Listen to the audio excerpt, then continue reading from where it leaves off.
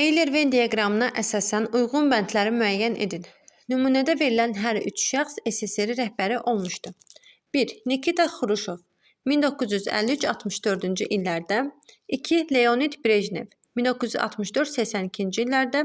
3. Mixail Qorbaçov 1985-91-ci illərdə SSR rəhbəri olmuşdu. A. İqtisadi sahədə islahatlar həyata keçirilmişdi. Hər üçünün dövrünə aiddir. B. Sovet qoşunları Əfqanistandan çıxarılmışdı. 1989-cu ilə aiddir Mixail Qorbaçovun dövrünə. C.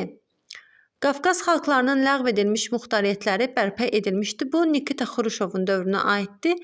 20-ci əsrin 50-ci illərində olmuşdu. D.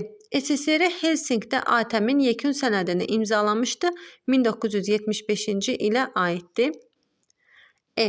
Kubaya xarici hücumlardan qorunmaq məqsədi ilə nüvə raketləri yerləşdirilmişdi. 1962-ci il Nikita Xruşovun dövrünə aiddir. 1-ə SE, 2-yə D, 3-ə B, 4-ə A.